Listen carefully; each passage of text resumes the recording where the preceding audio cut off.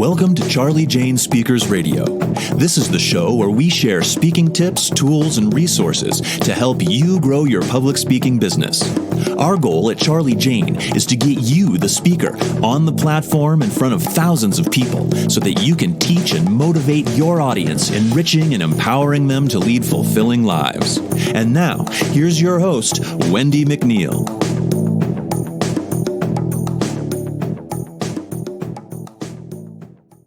Hi there, it's Wendy McNeil here, coming to you today with another podcast. Thank you for tuning in. Today is, guess what? It is the 100th podcast episode of Grow Your Speaking Business. I'm so excited because we did kind of a fun podcast for this 100th episode. And actually, it was my member manager, Jana. It was her idea. It was brilliant. I am going to do the introduction here, and then I'm going to switch gears, and we are going to go to an interview that my youngest daughter, Charli, actually did with me. Just asking me some questions, and it was a lot of fun. And so, in saying that, I am going to hop over and do that now. Oh, wait. First, I always want to invite you over to our free Facebook group. It is called Grow Your Speaking Biz. Grow Your Speaking Biz. It is a phenomenal, absolutely phenomenal, amazing group of speakers all willing to help each other out. You will not be disappointed. So hop over there and join us. You can find us at speakingbiz, B-I-Z, community.com. Speakingbizcommunity.com will get you over to our Facebook group as well. So I hope to see you over there. I will not waste any more time. Let's hop over to the interview that me and Charli did. Okay, so we're going to get started. There's not a lot of questions, I promise. So to kind of get started, what was the inspiration to start Charli Jane Speaker Services? My inspiration.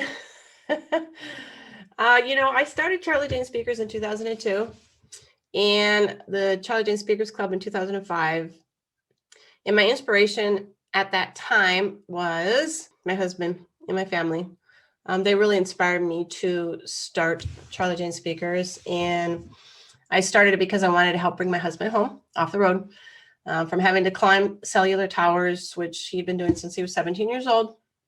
And I missed him. The girls missed him. Bless his heart. He's an amazing man, loving dad. And it wasn't easy for him to leave his family knowing that he was missing some of the most important things in his little girls' lives. But it's all he knew. And what else is one to do, right? You have 4 girls to raise, take care of, put food on the table, and give them what they needed. So honestly, it was horrible, really. Every time we had to say goodbye, my heart just ached.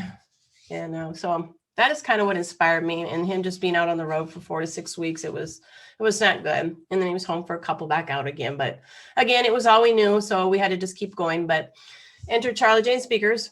I was determined, very determined. And I just thought if I could just start a business and bring him home, we could all be a family. He wouldn't miss the birthdays and sports dances, all that kind of fun stuff. But I figured kind of if we could find work at home, that would supplement the loss in our finances. And it didn't happen. It didn't happen. The business didn't take off as fast as I'd have liked.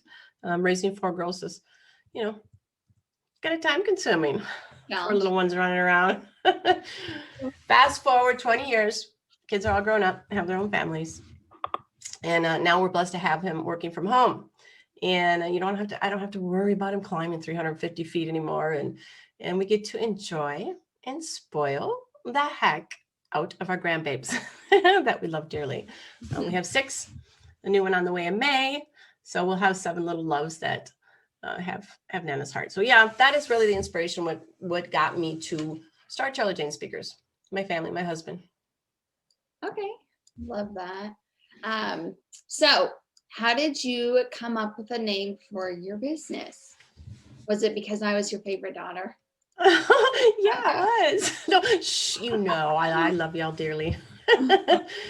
Well, Charli Jane's my youngest daughter. She's actually interviewing me. And I'm trying to think back that far. I think I had told you this before. I had seen somebody had called their business after their daughter. It was really cute. And I can't think of the name. It was like Allie Mae or something just really cute like that. So I started throwing around all my daughter's names, first name, middle name, and just kind of toss them out there. I'm like, well, Charli Jane just sounded the best for my business. So that's what I went with. I might have made the other three a little upset, but like I said, they all know I love them dearly. Okay, yeah. So what would you say were your top 5 challenges in getting your business off the ground? I'm going to say time. Again, raising 4 daughters, took a lot of time and they were my priority. Building authority, that takes time. Quite frankly, I was in a hurry to get the business off the ground, and running, I was very ambitious. So it was frustrating, but now 20 years later, I understand the importance of building authority, and positioning yourself within your market. Another one probably was learning to listen, which is funny because as a mom of 4 daughters, I became a very good listener, but I don't really think it did very well when it came to my speakers, my members, my clients at first. Let's see. Another one would be learning, because, technology and things move so fast. I mean, so fast. It was really important to keep up with what was going on. Again, time. Oh my gosh, I can't believe I almost forgot this one, because I teach it all the time to my speakers, the ladies in my Live Bold and Bloom group, women's group. And that is having clarity and niching yourself very, very tight, because this makes them a specialized expert, and they're going to start achieving a book speaking schedule year after year. So that was a challenge of mine really in the beginning. It was really trying to iron out my message. What would your 2021 self tell your 2002 self about following your dreams? I would say that someday it's going to be all worth it, in more ways than you can imagine. The impact you're going to have on your speakers and the people that they serve is going to be priceless and worth every single teardrop, every little piece of hair you pull out. And after 20 years in creating Charli Jane speakers, I would say, Wendy, just hang in there, because you're going to have more of an impact than what you realize right now. And those you serve are going to go on to connect with the ones that they're meant to serve and who need to hear their message, and they will be impacting lives. I probably tell myself a few things, but that's one of them. So knowing what you know about what works and what doesn't, what do you think was not necessary when you started? Let's see. What doesn't work? What doesn't work is being a generalist, and you're trying to serve everyone, because then you end up serving no one. And what works is being a specialist, right? And this, you're going to impact many lives. Being a generalist, you just kind of get lost in a pool of speakers.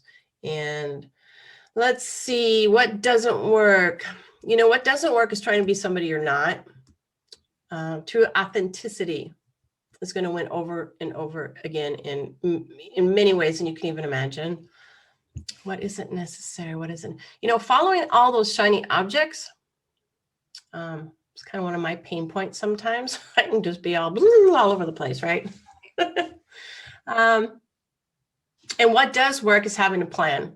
You have a plan, a dream, and that you take action on that dream, right? Because if you don't take action, well, it's just going to be a dream, right? So, yeah, that's a few things that I feel work or doesn't work, I should say. Okay, yeah. So can you think of a time when you had that big win that when you think about it, it still keeps you inspired and going today? I can't really say it was one. I don't think it was more like a trickle of them, if that makes sense. And realizing that, hey, this is working. I'm helping my speakers, those I'm meant to serve, get results, grow their speaking business and get booked. And things started to become very clear at that point. I became more focused and even more driven than I already was.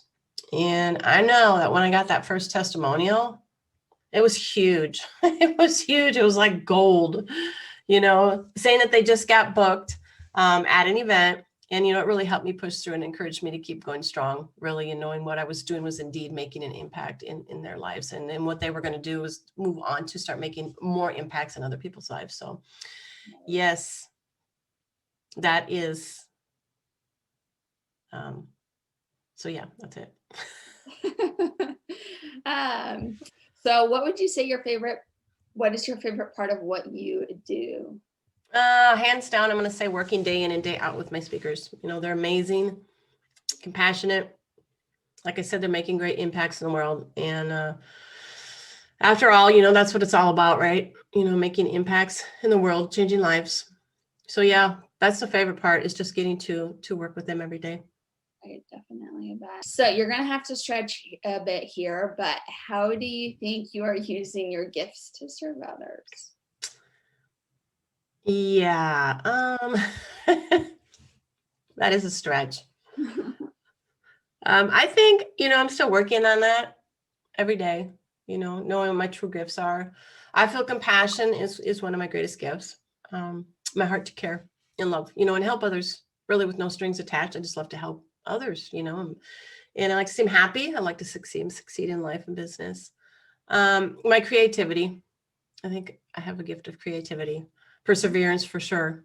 Definitely, patience is a huge gift, really. God blessed me with, and he must have thought I needed it when I was raising you.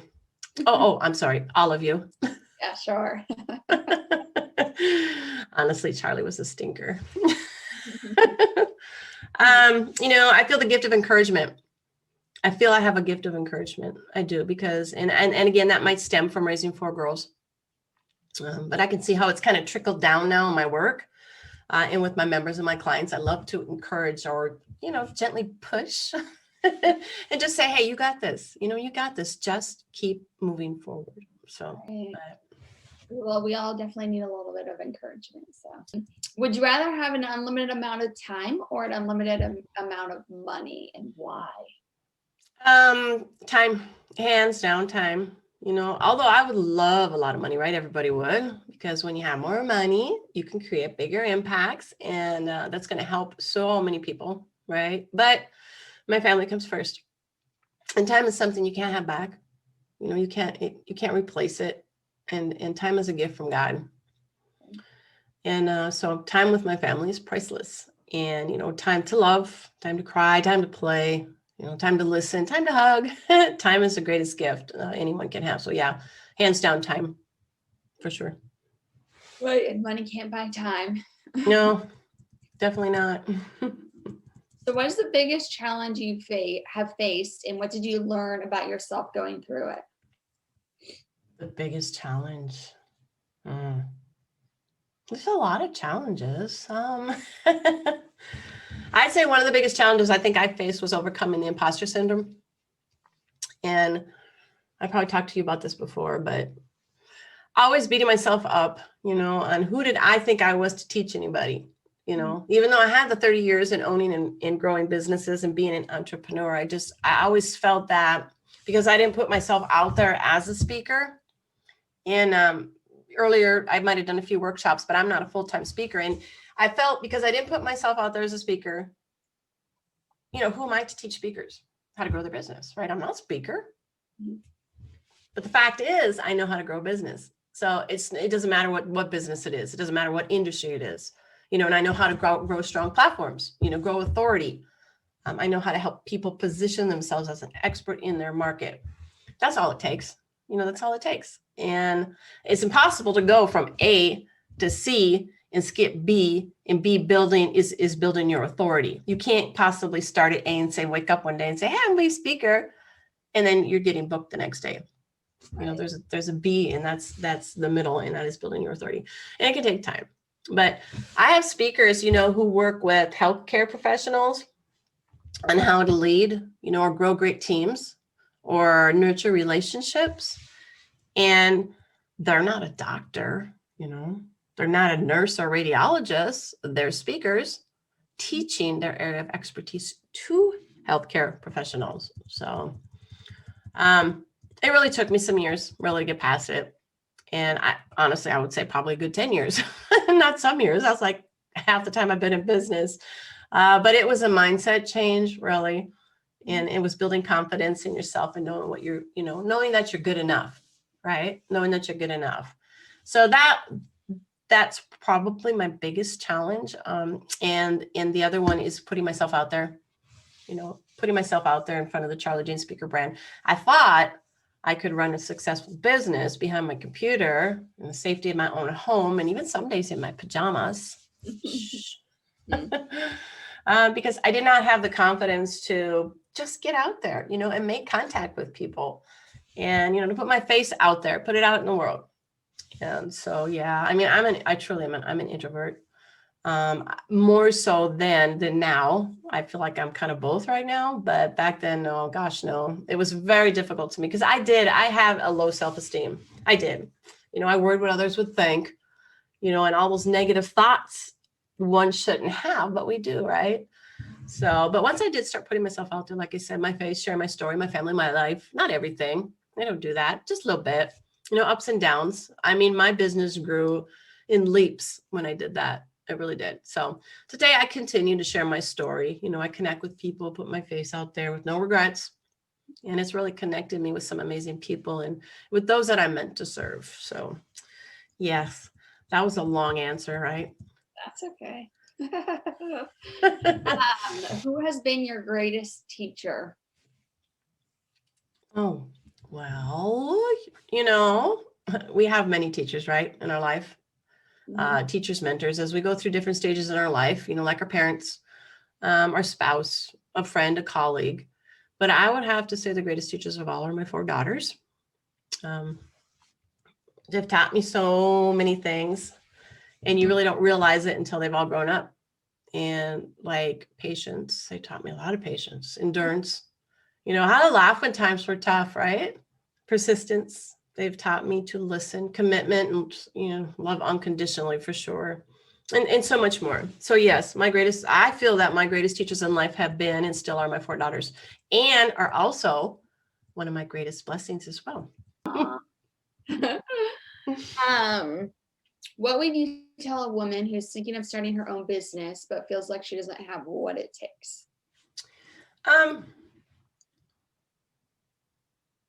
I would say, what? I would just say, go for it, girl. Do it right now. Don't think about it. Don't hesitate. Don't procrastinate. Just do it. Just do it. Anyone can do anything. Anyone can do anything. As I've taught you, growing up, that if you put your mind to something, you can do anything, right? And you can attest to that because you have. You just really need to leave behind the negative thoughts of what if I fail? Mm-hmm. What if I fail? What if I don't know how? For one, failure is a given, right? Failure is a given. And it's just a step. Failure is a step in that entrepreneurial path. And you need to welcome it because it is going to make you stronger. It's going to make you wiser. And someday you're going to be thankful for those failures. You might not believe it right now, but you will.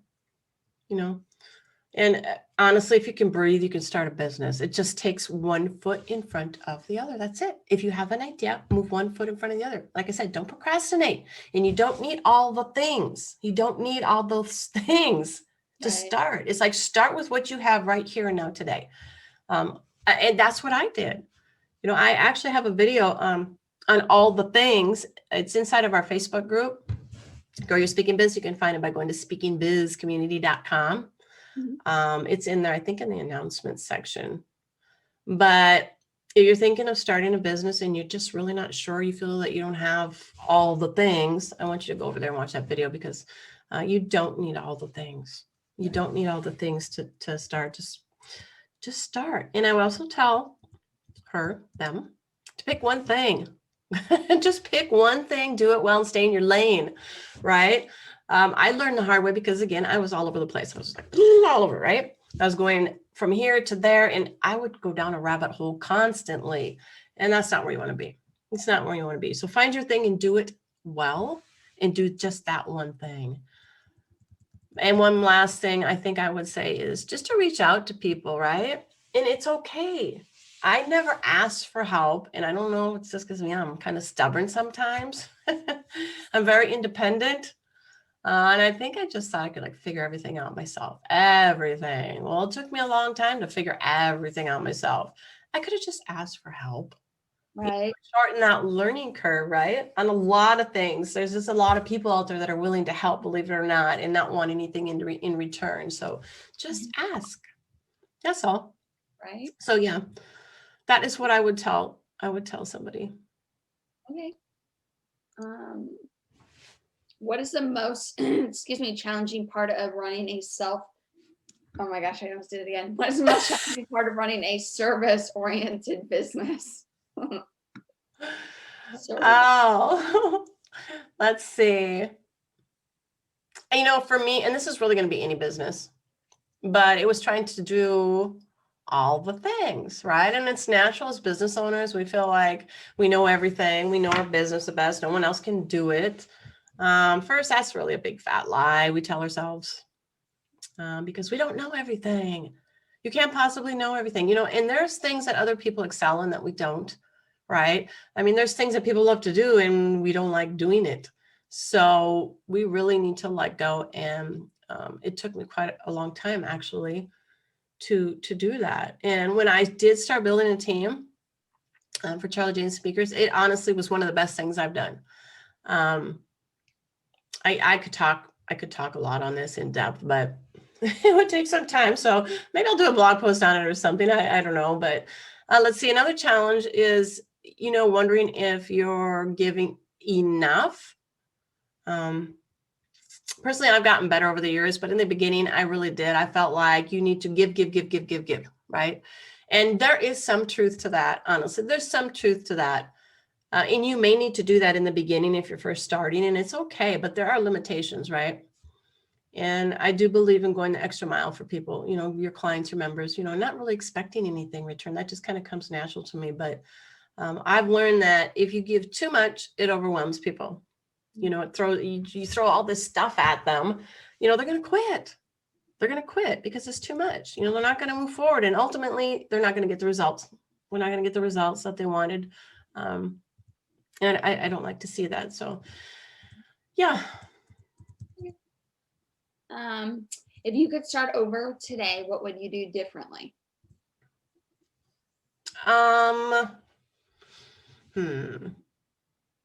I think I would have tried to nail my message sooner, be a little bit more clear right off the bat. I feel that would have helped me build my authority quicker. I feel it would have placed me as an expert in my field, much, much sooner. Let's see. I would have stepped out from behind the computer. I mentioned this much sooner, started making connections, sharing my face, my life, my story, because I truly believe that when you share your story, it opens a world of opportunities. Right. A world of opportunities for you to connect with those you're meant to serve and help. I really do believe that. Let's see. I think I wouldn't have cared so much what others thought about me. I would have tried to have more confidence in myself and know that it's okay to be me, because it's me, in my true authentic self that attracts those to me again that I'm meant to serve. Definitely, I would have jumped in and not have been scared to start building a team, a lot sooner, kind of letting things go that I didn't know, or I didn't like to do, or I didn't have time to do. One last thing, I think I really would have embraced my failure, but it's hard in the beginning to embrace your failure, right? That's why when you asked me that question about what would my 2021 self go back and tell my 2002 self and say, hey, Wendy, you need to embrace those failures, welcome them. So, if you're listening to this and you're new in your business, just know that failure is going to happen. It is. Just learn from it, get up, wipe yourself off, and move on. It'll be a great tool for you as you grow. And like I said, you'll become stronger and wiser. So yeah, I think that's about it. Yeah. Right. I didn't know if that's how you said that. Yeah. So you run a business that is obviously completely all online, and you've been doing it for years. So what advice do you have now for those people who have had to transition 100% to remote work? I would say, I think the number one thing is really just staying focused. I think with everything going on in the world today and, this and that, and all the changes that we are trying to navigate and all the pivoting we're having to do is just to try to stay focused. It's important not to go down that rabbit hole, or find yourself tangling with that, but silver object, it's going to take you to destinations you never had any intention of visiting. So focus is huge. And then, before you know it, at the end of the day, you got nothing done, and you're feeling really frustrated and depleted. And, all is that your aunt's sister, made a really yummy lemon pie, right? Because you're on Facebook all day. We're not focused on getting your work done. So yeah, it's really, really important to stay focused, use your time well. Everyone's going to have like different schedules. Some can work at their own pace, right? That's what their job. I mean, that's in their scope of work. I mean, some are going to have an open schedule and a time frame that they need to get work done in, and then some are going to have to work the 9 to 5 at home. So whatever your day looks like, make sure you schedule other activities, your obligations, or whatever it is around your work time if you're able to do that. If you're not used to working on the computer and you don't know something, just ask. It's likely a friend, a colleague, a sibling, nephew, they're going to know how to do, that thing that you don't know how to do.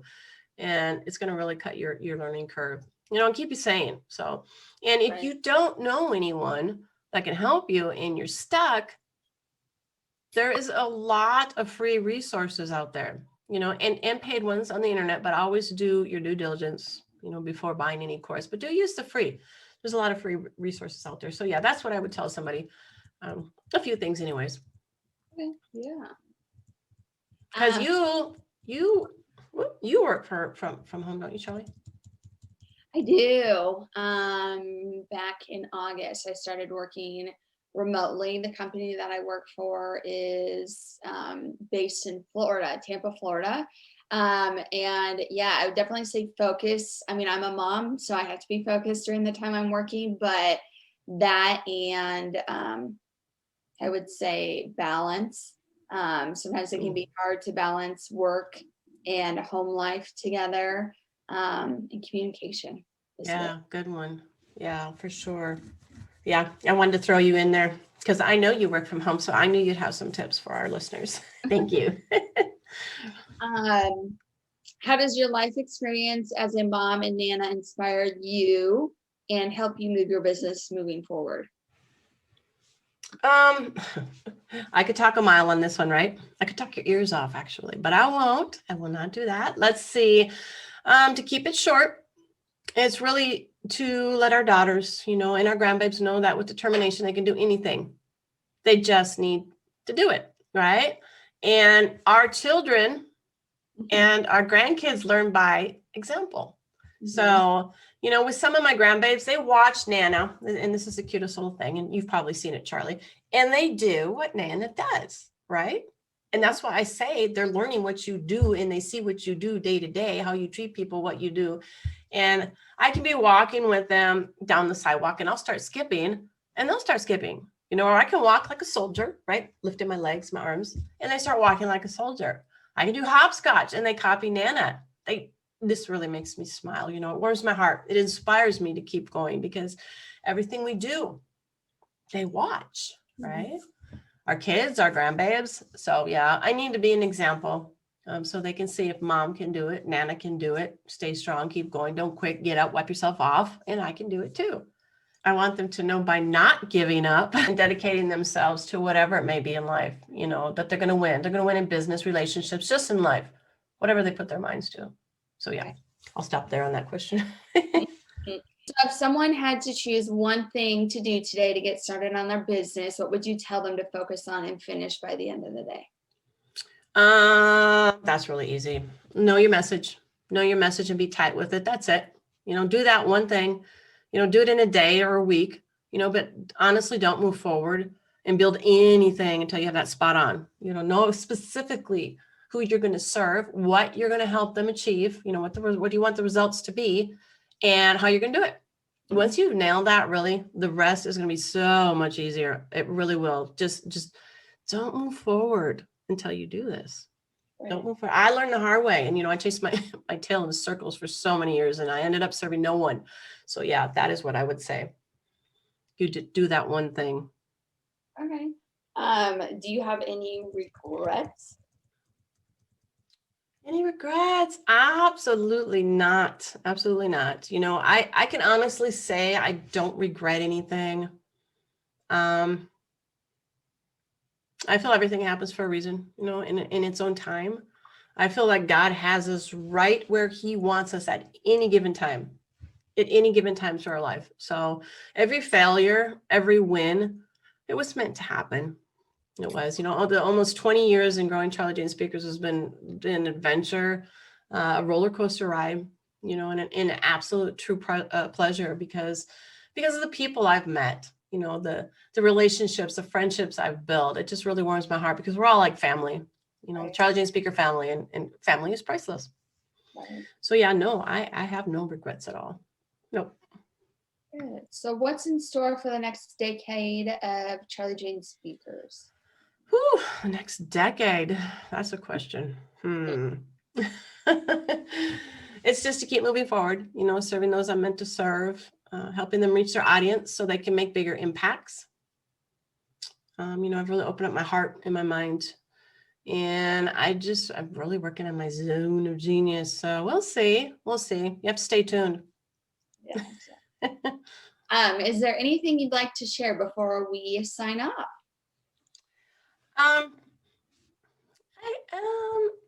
Maybe a couple things, just be you. Always just be you. Be your true, your true authenticity. Like I said, it's going to connect you to those you're meant to serve. Give without expecting anything in return, right? Don't give up. Don't give up. Know that if you have a failure, it's okay, right? And it'll be a blessing. If you're thinking of starting a business, just start with what you have. You don't need all the things. And smile, right? Just smile. Yeah. It's so easy. It's just smile, be nice to others. Nobody likes to work with the grouchy pants, right? And believe it or not, something as simple as and free as sharing a smile can open many doors of opportunity, and plus it makes people feel good. Right. So yeah, that's about it, I think. Yeah, so that was the end of my questions. It was fun being able to kind of hear everything that you had to say. But yeah, it was fun. Thank you, Charli, for taking the time to interview your mom. I appreciate it. Of course. All right, I love you. Love you too. Thank you.